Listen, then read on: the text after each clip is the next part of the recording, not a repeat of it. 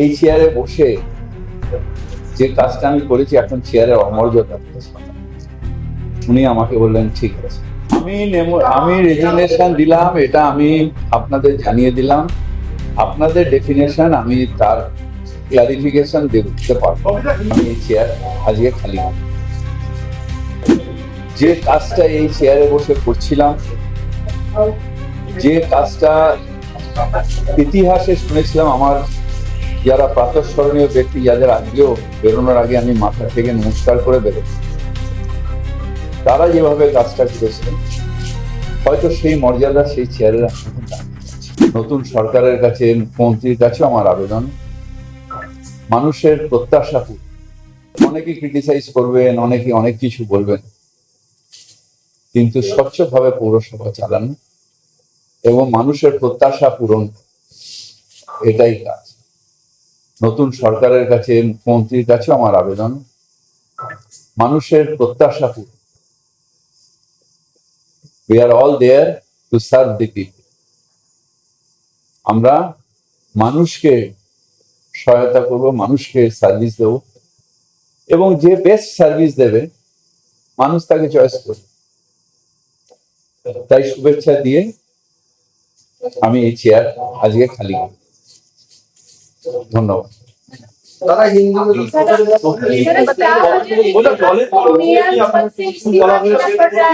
দলের তরফ থেকে আমি পারমিশন চেয়েছিলাম আমাদের নেত্রীর কাছে। তিনি কয়েকদিন আগে আমার বললেন যে সসম্মানে, আমি সসম্মানে চলে যেতে চাই, তার কারণ এই চেয়ারে বসে যে কাজটা আমি করেছি এখন চেয়ারের অমর্যাদা। উনি আমাকে বললেন ঠিক আছে।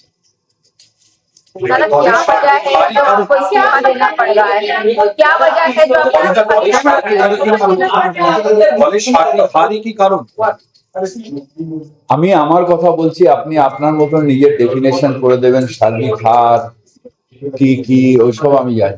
আমি যে কাজটা এই চেয়ারে বসে করছিলাম, যে কাজটা ইতিহাসে শুনেছিলাম, আমার যারা প্রাতঃস্মরণীয় ব্যক্তি যাদের আজকেও বেরোনোর আগে আমি মাথা থেকে নমস্কার করে বেরোই, তারা যেভাবে কাজটা করেছিলেন, হয়তো সেই মর্যাদা সেই চেয়ারের এখন দাদা, রাজ্য সরকারে একসময় বামেরাও ছিল, সেই সময় আপনারা পুরসভা চালিয়েছেন, তাহলে আজ এই পরিস্থিতি কেন হলো? দলের মধ্যেই কি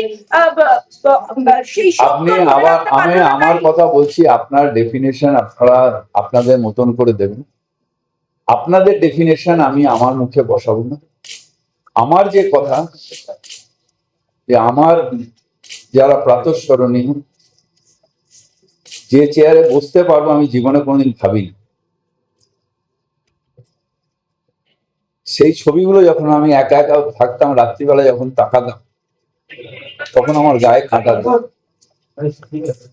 এবং আমি অভ্যস্ত হয়ে গেছিলাম, যেহেতু পুরমন্ত্রীও ছিলাম, অভ্যস্ত হয়ে গেছিলাম যে সেই দাপটের সাথেই চালানো। সেই চেয়ারটার আজ আমার মনে হচ্ছে যে মর্যাদা আমি রাখতে পারছি, আমার কেউ প্রেশার নেই, কিছু নেই, সব রাখতে পারছি। শহর কলকাতার মানুষের ভোটে আপনারা এখনো পর্যন্ত আগামী 3 মাস এখনো আপনাদের কার্যকালের মেয়াদ রয়েছে, তারপরেও কেন আপনি পদত্যাগ করলেন? ডিসেম্বর অবধি তো মেয়াদ রয়েছে, এখনো তো 3 মাস মেয়াদ রয়েছে, ডিসেম্বর পর্যন্ত। এগুলো লিগ্যাল ডেফিনেশন আমি দিতে পারবো না। আমি পদত্যাগ করছি, এটা আমি আপনাদের জানি। কিন্তু শহর কলকাতার মানুষ তো আপনাদেরকে নির্বাচিত করে পাঠিয়েছিল, এই বোর্ড তৈরি করেছিল। আমি রেজিগনেশন দিলাম, এটা আমি আপনাদের জানিয়ে দিলাম। আপনাদের ডেফিনেশন আমি তার क्लैरिफिकेशन दिते पारबो।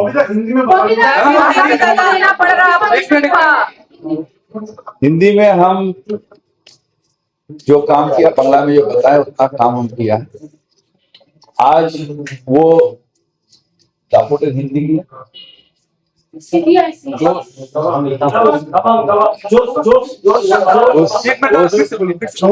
आज वो तरह से हम कायम नहीं कर पाते। हम पूर्व मंत्री थे, मेयर थे, जो काम हम कर सकते थे, आदमी का सेवा कर सकते थे, वो हम नहीं कर पाते। और हमारे जो पूर्वज से पूर्वज, जो चेयर में हमारा बैठने का कभी ख्वाब में भी हम नहीं सोचा।